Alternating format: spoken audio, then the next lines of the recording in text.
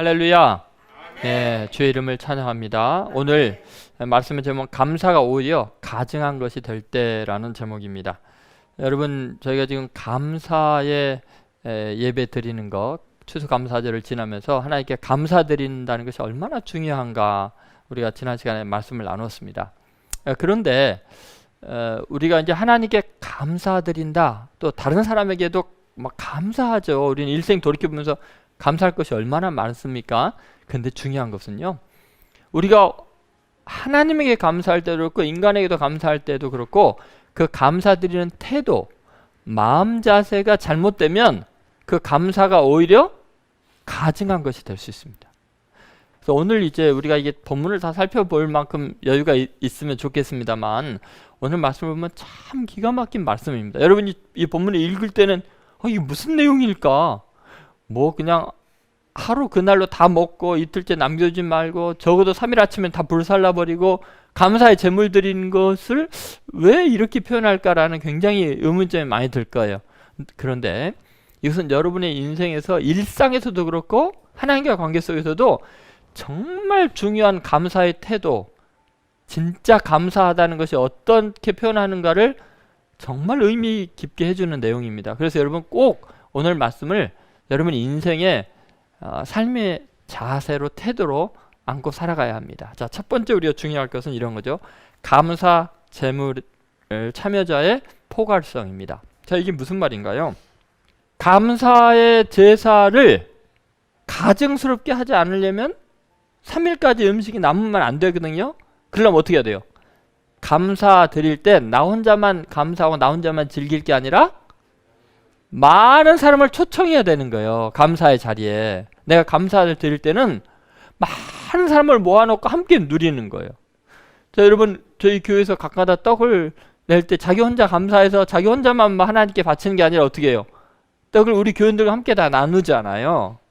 진짜 감사는요, 나 하나님께 너무 감사해서 이걸 드립니다 라고 다른 사람과 잔치하는 거라 그랬잖아요. 그렇죠? 그런데 자, 소 한 마리를 바쳐놓고 어떻게 나와 우리 가족이 다 먹습니까? 만약에 다 못 먹으면 어떻게 해요? 가증한 것이 되고 예물이 되지 못한다 그러거든요. 그러면 어떻게 해야 돼요?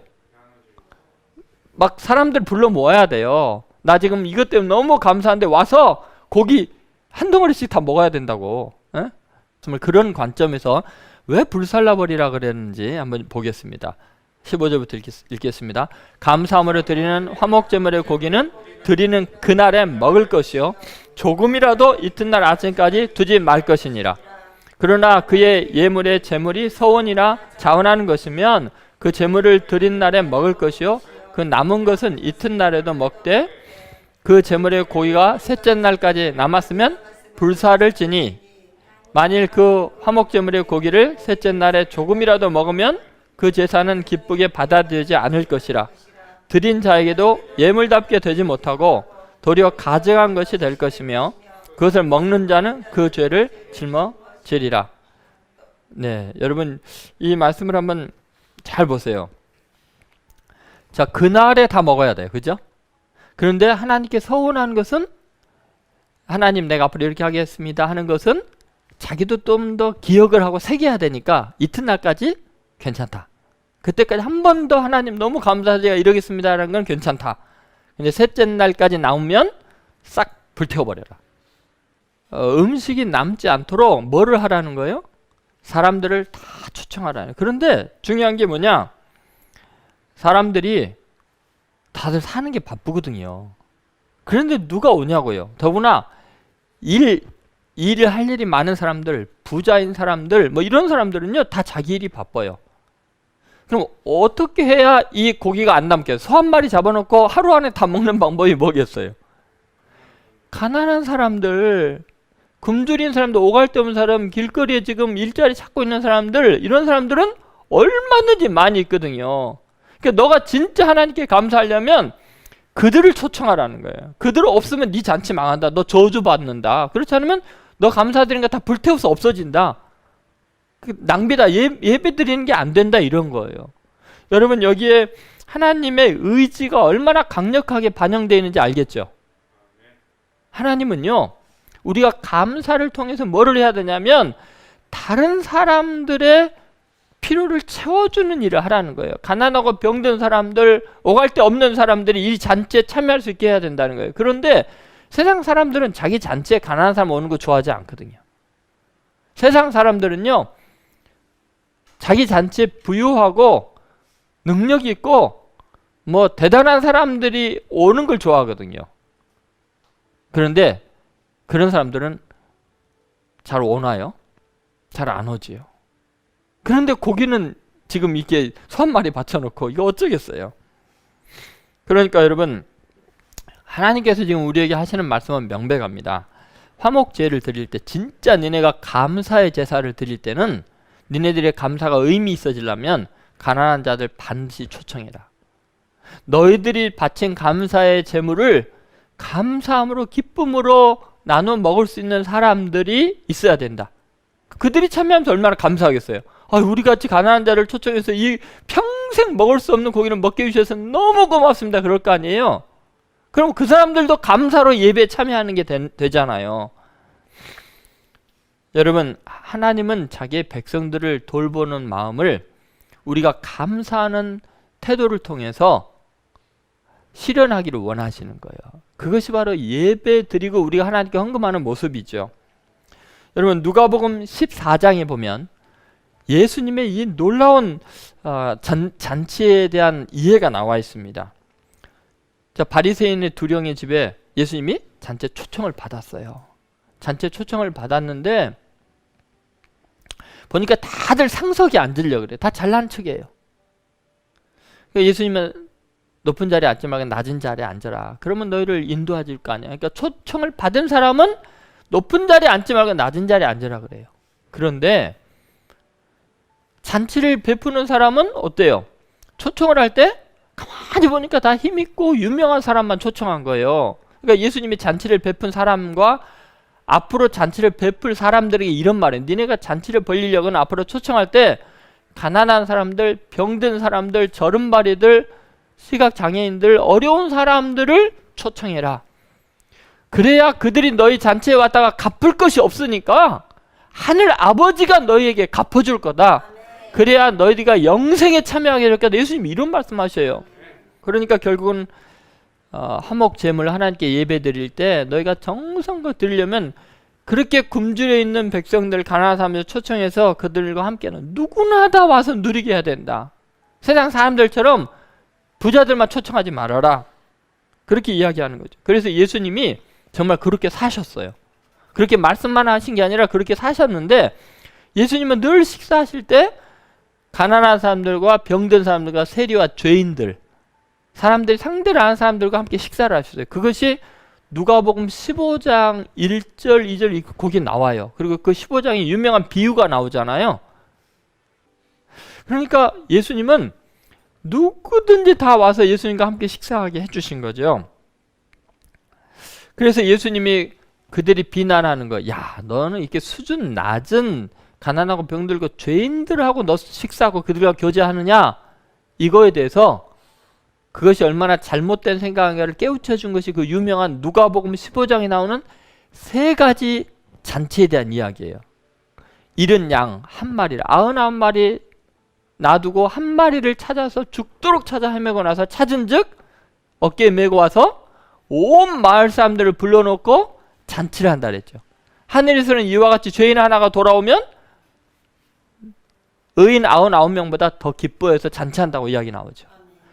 은전이 10개 있었던 사람이 그 중에 동전 하나를 잃어버리면 방 구석구석을 등불 켜고 다 찾은 다음에 그 여자가 어떻게 해요? 찾은 지 즐거워서 마을 사람 다 불러놓고 잔치하죠. 그러면 은전 잃어버린 것보다 더 많은 손해가 날 거 아니에요. 그래도 다 불러놓고 잔치하죠. 두 아들이 있었는데 둘째 아들이 아버지 재산 절반 달라 그래가지고 다 탕진하고 거지가 돼서 돌아오는데 그 아들이 돌아온 기쁨 때문에 마을 사람 다 불러놓고 잔치하죠. 여러분 한번 생각해 보세요. 천국의 원리는 뭐냐? 우리들이 구원받을 수 있는 것은 자격이 없는 사람들이 구원받은 것에 대해서 감사해서 하나님은 아낌없이 다 베풀어주는 잔치를 벌린다는 거죠. 여러분, 하나님은 우리가 영적으로 굶주려 있기를 원하지 않습니다.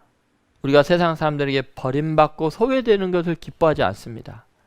그래서 우리는 하늘의 잔치에 참여할 수 있는 자격을 얻게 된 거죠.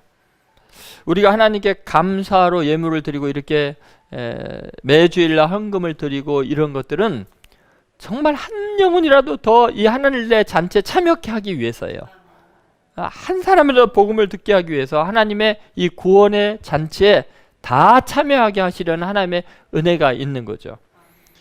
예수님은 그래서 이것을 위해서요, 당신 자신을 생명의 떡이라고 이야기를 하셔요. 누구든지 내 살을 먹고 내 피를 마시지 않으면 그 속에 생명이 없다고 하시면서 내 살을 먹고 내 피를 마시는 자는 영원하도록 살게 될 거라고 이야기를 하시죠. 여러분, 예수님은 지금 당신 자신을 제물로 내어주시면서 하나도 남김없이 다 너희들이 먹고 또 조건 없이 그 누구든지 다 나의 잔치에 참여할 수 있다고 그렇게 이야기를 하시는 거예요. 왜냐하면 굶주려 죽는 거, 죄로 죽는 걸 원하지 않기 때문에 그러신 거죠. 정말 놀라운 이야기가 성경에 써 있는데요. 예수님은 당신 자신을 이 땅에 정말 이 고기로 내놓으신 거예요. 오늘도 보면 고기를 남겨두지 말라 그러잖아요. 다 먹으라고 나눠서 다 먹게 만들잖아요. 근데 예수님이 이 땅에 오실 때 요한복음 1장에 보면 너무너무 놀라운 이야기가 나와 있습니다. 1장 1절에 그렇게 말해요. 태초에 말씀이 계시니라. 이 말씀이 하나님과 함께 계시니 곧 이 말씀은 하나님이시니라. 그러니까 로고스가 말씀이거든요. 헬라어로. 로고스가 곧 하나님이다. 세오스다라고 이야기를 해요. 그런데 요한복음 1장 14절에 보면은 이런 이야기가 있어요. 말씀이, 이 로고스가 육신이 되어 우리 가운데 거하심에 우리가 그 영광을 보니 아버지의 영광이요 은혜와 진리가 충만하다. 자, 은혜와 진리가 충만하더라. 모든 사람이 다 누릴 수 있는 은혜, 진리라는 거죠. 근데 말씀이 뭐가 되어서요? 육신이 되어 우리 가운데 거하심에 했을 때 그 육신이라는 단어가 말씀이 몸이 되어서라는 표현, 이 소마라는 헬라어가 쓰이지 않고 뭐가 쓰였다고요? 사르크스라는 고기라는 살이라는 살점이라는 단어가 쓰인 거예요. 그러니까 로고스인 하나님이 우리들의 생명의 양식이 되어서 누구나 다 먹어서 영생을 얻게 하고 죄사함을 얻게 하려고 뭐가 됐다고요? 고기가 됐다는, 살고기가. 그래서 오늘 화목제물을 그 고기를 어떻게 남겨두지 말라는 거예요. 다 나눠 먹으라는 거예요.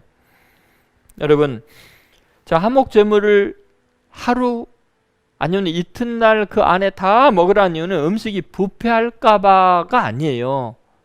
근본적으로 모든 사람이 다 이 은혜에 참여하게 하기 위해서 남겨두지 말라고 하는 거예요. 다 초청하라는 거예요. 너 혼자 먹고 너 혼자 감사하고 너 혼자 구원받는 게 아니라 아무리 가난하고 못되고 죄인이어도 전부 다 초청해서 함께 이 잔치를 누리고 같이 구원을 받고 영생을 얻어야 된다. 이것을 보여주는 거죠. 그러니까 여러분, 그리스도인들은 항상 이 마음을 잊지 않아야 돼요. 아시겠죠? 네. 이제 두 번째 굉장히 중요한 말씀이 있는데 그것은 감사 제물을 드린 자의 은혜의식이에요. 한번 따라해서 은혜의식. 여러분, 이것은 대단히 중요한데 이제 우리가 어떤 감사를 드릴 때 함께 누리는 것, 그것도 중요하지만 정말 그 감사의 제물이 유효하려면 감사 드리는 사람은 항상 무슨 마음 해야 돼요? 은혜 받는 마음으로 감사해야 돼요. 감사가 자기 자랑이 되면 안 돼요. 감사 예물 크게 들여놓고 이렇게 남을 정도로 내가 잔치 많이 베풀었어, 난 이렇게 크게 감사했어 라는 게 아니라 하나도 남기지 말라는 건 뭐예요? 자랑할 것이 없어야 돼요. 내세울 것이 없어야 돼요. 감사는 왜 드리는 거예요? 은혜 받으니까 감사 드리는 거 아니에요?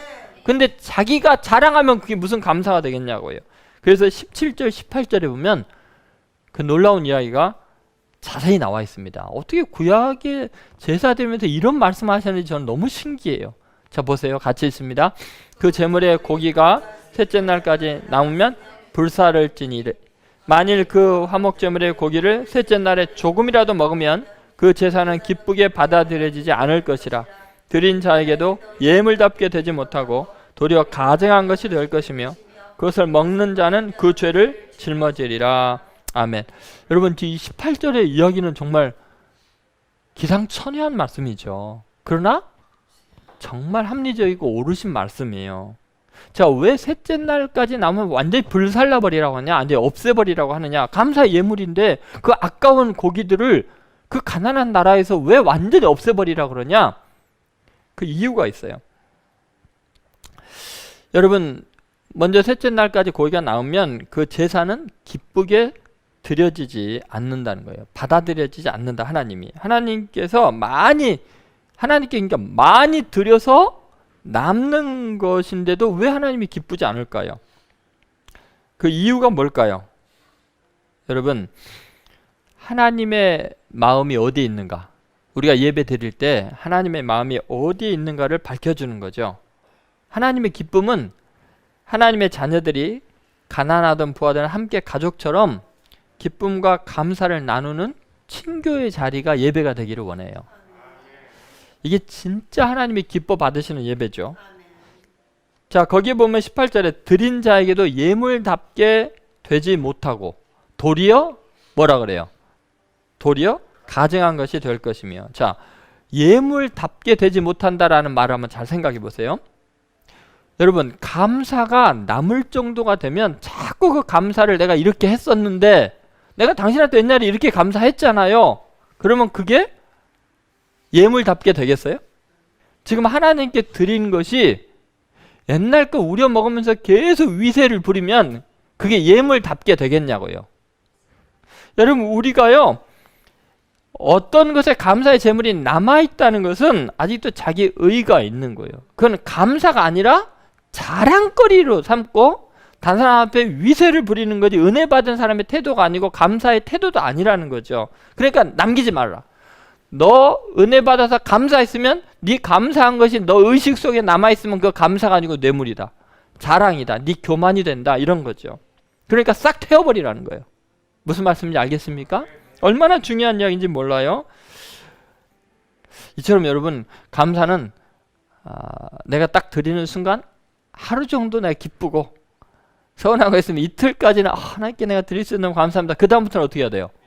잊어버려야 돼요. 내가 감사했던가? 생각 자체가 없어야 돼요. 흔적도 없이 태워버려야 되죠. 자, 왜 그런가 하면요, 우리는 감사할 거리가 그걸로 끝날까요?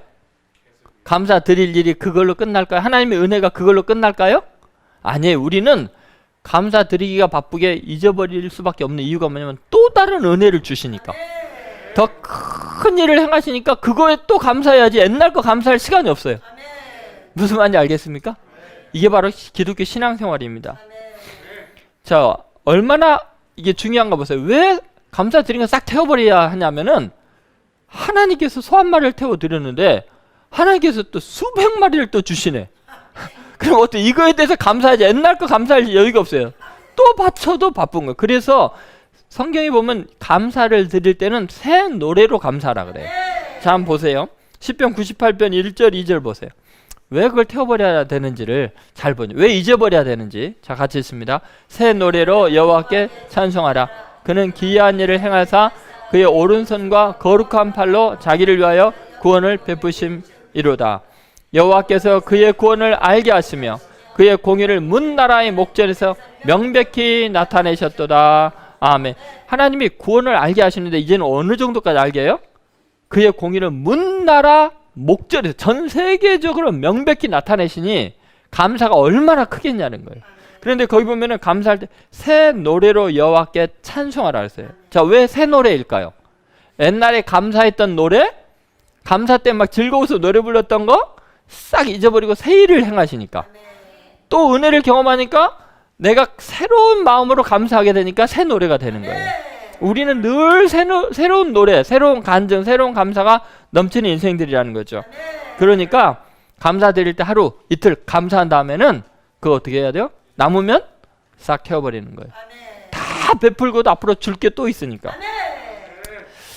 여러분, 이것이 이제 마태복음 25장에 예수님께서 하신 굉장히 중요한 비유예요. 그 비유가 뭐냐면 양과 염소의 비유죠.